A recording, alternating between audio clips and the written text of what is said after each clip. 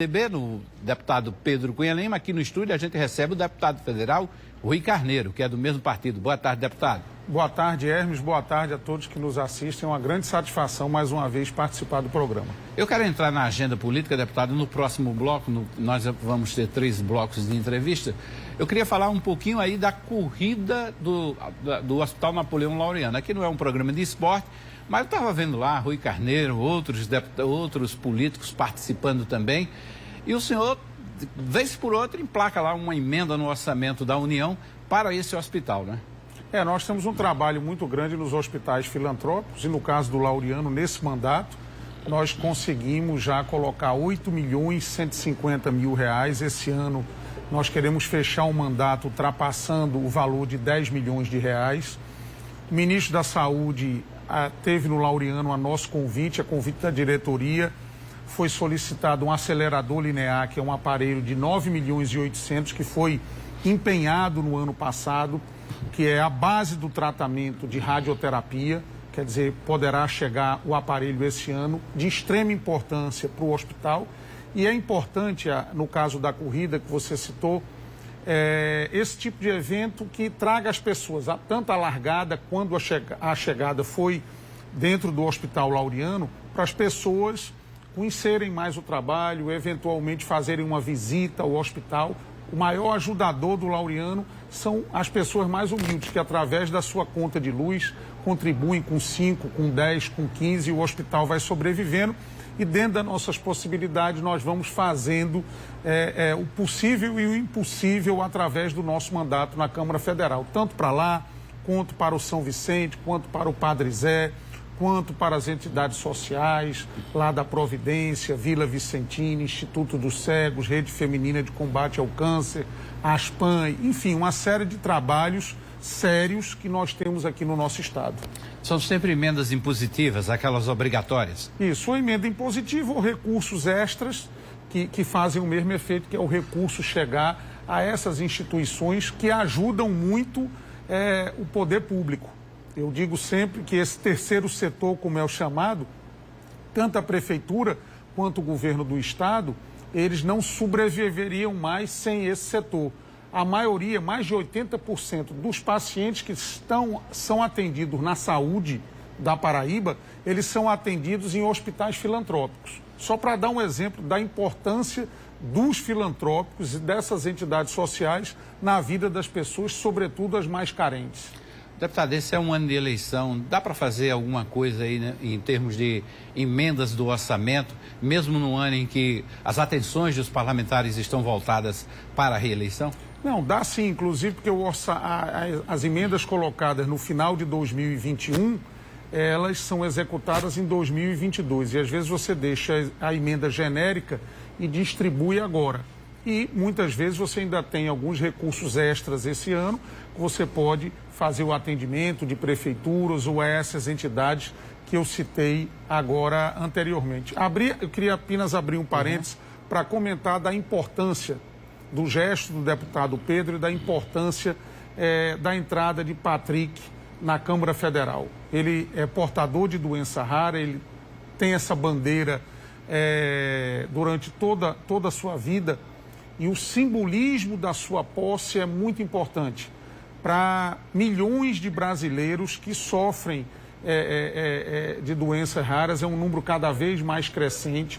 Então vai ser muito importante esse período que ele vai passar na Câmara para tratar desse tema, para mostrar a dificuldade que um paciente que tem doença rara, ele tem no seu dia a dia. Então essa posse é talvez a posse mais importante que nós estejamos tendo no Brasil nos últimos tempos.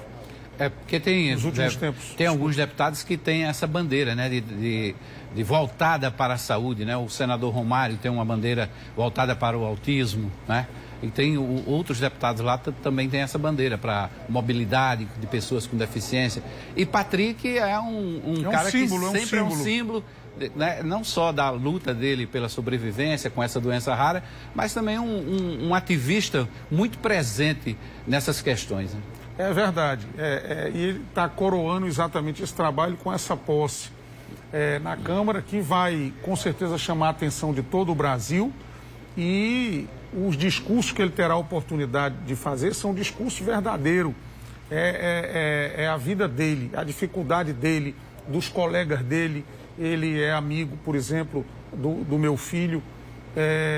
E eu já vivenciei um pouco dessas dificuldades, contribuímos inclusive no passado para que os portadores da doença que ele tem passassem a fazer parte de um certo teste que deu inclusive longevidade a muitos. E é importante que o cidadão brasileiro, a própria imprensa, que muitas vezes não tem um conhecimento mais aprofundado nesses temas, tenha essa oportunidade de vivenciar o depoimento de dificuldades para que o poder público, para que a Câmara dos Deputados, o Senado, consiga, de alguma maneira, e esse é o exercício da função, é para isso que nós somos eleitos, ajudar a esse tipo de assunto e outros assuntos de pessoas que têm dificuldade no seu dia a dia. E como são minorias, não são tão vistos, passam, talvez, muitas vezes, à sombra do poder público. Por isso a importância dessa posse.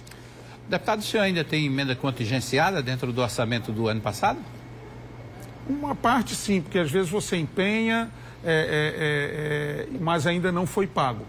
Mas tudo dentro de um fluxo normal. Só para que a gente deixe claro para o telespectador, a emenda contingenciada é aquela que o deputado apresenta, mas o governo alega falta de recurso e não libera. Fica prendendo ali o recurso até ter um recurso disponível e libera essa emenda, não é isso? Isso, mas estando empenhado ela está garantida. Ela pode demorar, mas ela sai. Ela sai.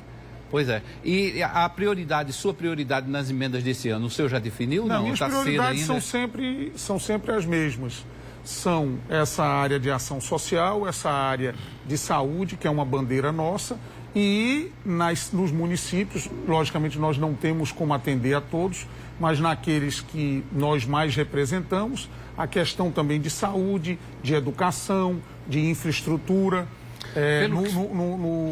Na semana passada, por exemplo, na sexta-feira, nós inauguramos lá no distrito de Boqueirão de Gurien uma escola, inauguramos também um centro de saúde muito interessante para fisioterapia, psicólogo, uma série de serviços. Enfim, nós vamos trabalhando dentro da necessidade dos municípios, que varia de município para município, e damos um foco especial na saúde, como eu disse, no Laureano, Padre Zé, São Vicente, a questão da causa animal. Colocamos agora uma segunda emenda para comprar os equipamentos mais modernos para o Hospital Veterinário de João Pessoa, mais 300 mil. Já tínhamos colocado R$1 milhão. Inclusive, aproveitar aqui a oportunidade para cobrar da Prefeitura agilidade. Há mais de um ano nós colocamos uma emenda de R$1 milhão. As obras sequer foram licitadas. E agora nós já estamos colocando, inclusive, o recurso para a compra de equipamento, os mais modernos que possam existir no mercado para melhor atender a população da grande João Pessoa. Ok, a gente retoma essa entrevista daqui a pouquinho. Trazer outra informação aqui, o Pleno do Tribunal de Justiça da Paraíba decidiu que verba do Fundeb, que é o Fundo de Desenvolvimento e Manutenção do Ensino Fundamental, não pode ser usada para pagar o trabalho de advogados. O caso foi julgado num mandado de segurança impetrado por um escritório de advocacia contra o ato do Tribunal de Contas do Estado, que tinha anulado o contrato de prestação e serviços advocatícios com o município de Itapororoca. O relator do processo foi o juiz convocado Aloysio Bezerra Filho. A contratação sem licitação objetivava o recebimento dos valores repassados a menor pela União referente ao Fundef. Outra pausa no debate, a gente continua na volta conversando com o deputado federal Rui Carneiro no próximo bloco, você não sai daí. E também mostra que desembargador do TRT da Paraíba pode ser escolhido como o novo ministro do Tribunal Superior do Trabalho. Correio Debate volta em instantes.